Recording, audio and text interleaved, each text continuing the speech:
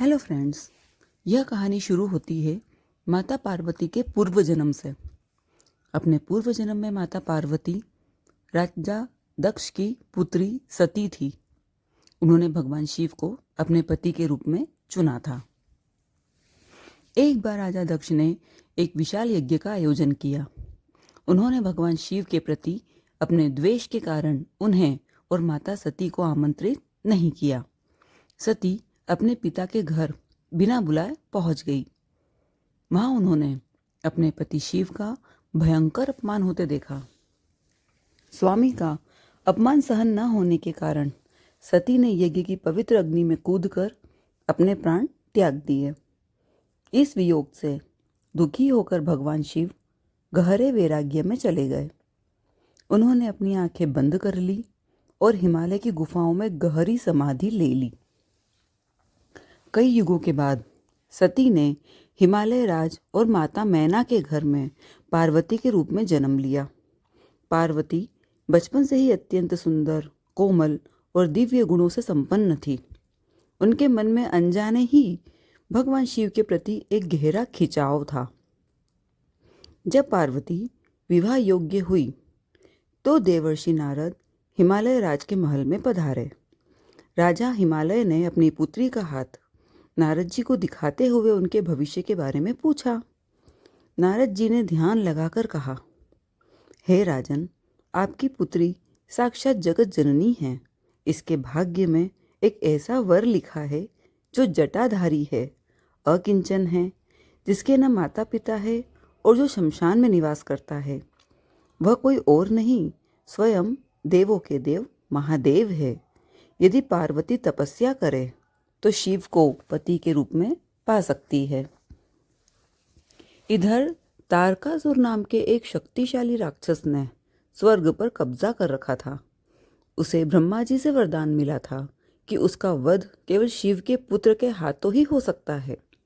शिव जी तो समाधि में लीन थे, इसलिए देवताओं ने शिव जी की समाधि को भंग करने के लिए कामदेव को भेजा। कामदेव ने शिव जी पर अपने पुष्प बाण से प्रहार किया।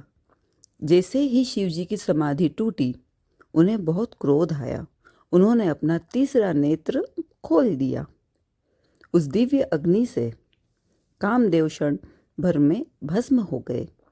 शिव जी वहां से उठकर दूसरी जगह चले गए, जिससे पार्वती जी बहुत दुखी हुई। कामदेव के भस्म होने के बाद भी माता पार्वती ने हार नहीं मानी। उन्होंने महल के ऐशो आराम को त्याग कर जंगल में जाने का निश्चय किया। उन्होंने केवल फलों का और कंदमूल का सेवन किया। उन्होंने भोजन त्याग दिया और केवल पेड़ों के गिरे हुए सूखे पत्ते खाए। इस कारण उनका नाम अर्पणा पड़ा। उन्होंने पानी और हवा का भी त्याग कर दिया और एक पैर पर खड़े होकर घोर तपस्या की। उनकी तपस्या की गर्मी से तीनों लोग कांपने लगे। देवताओं ने शिव जी से प्रार्थना की कि वे पार्वती की मनोकामना पूरी करें। भगवान शिव ने पार्वती की भक्ति को परखने के लिए एक लीला रची। उन्होंने एक वृद्ध ब्राह्मण का रूप धारण किया और वहां पहुंचे जहां पार्वती जी तपस्या कर रही थी। ब्राह्मण ने पार्वती जी से पूछा, हे सुकुमारी, इस कोमल आयु में तुम ऐसा कठिन तप क्यों कर रही हो? तुम्हें क्या चाहिए? पार्वती की सखी ने कहा, यह साक्षात महादेव को अपने पति के रूप में पाना चाहती है। यह सुनकर ब्राह्मण जोर जोर से हंसने लगे और बोला, अरे तुम उस अघोरी से विवाह करना चाहती हो जिसके गले में सांप लटकते हैं, जो भस्म मलता है, जिसके भूत पिशाच साथी है, उसके पास न घर है न धन। तुम जैसी राजकुमारी के लिए वह बिल्कुल अयोग्य है। ब्राह्मण के मुंह से अपने आराध्य की निंदा सुनकर पार्वती जी को बहुत क्रोध आया। उन्होंने अपनी आंखें बंद कर ली और कान ढकते हुए कहा, हे ब्राह्मण, आप शिव के वास्तविक रूप को नहीं जानते। वे ही इस संसार के आरंभ और अंत हैं।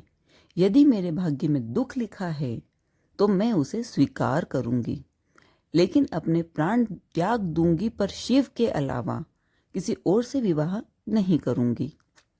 पार्वती के मुख से अपने प्रति ऐसा अगाध प्रेम और दृढ़ निश्चय देखकर भगवान शिव भावुक हो गए।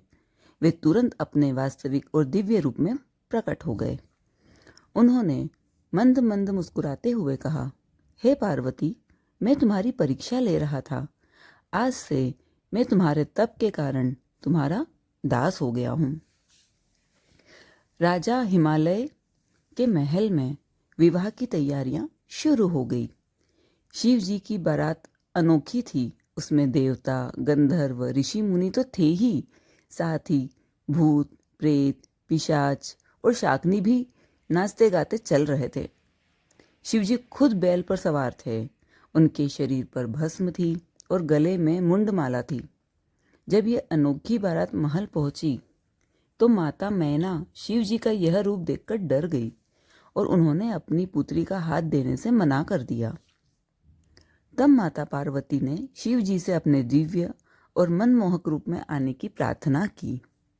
भगवान शिव ने देवताओं के राजा जैसा अति सुंदर और अनुपम रूप धारण कर लिया। उनका यह चंद्रशेखर रूप देखकर हर कोई मंत्रमुग्ध हो गया। इसके बाद पूरे विधि विधान के साथ भगवान शिव और माता पार्वती का विवाह संपन्न हुआ।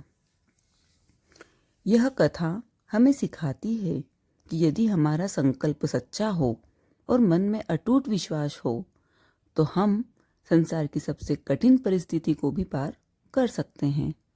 माता पार्वती का तप और शिव का प्रेम अध्यात्म की सर्वोच्च पराकाष्ठा है। अगर आपको ये वीडियो पसंद आया तो वीडियो को लाइक और चैनल को सब्सक्राइब करना ना भूलें।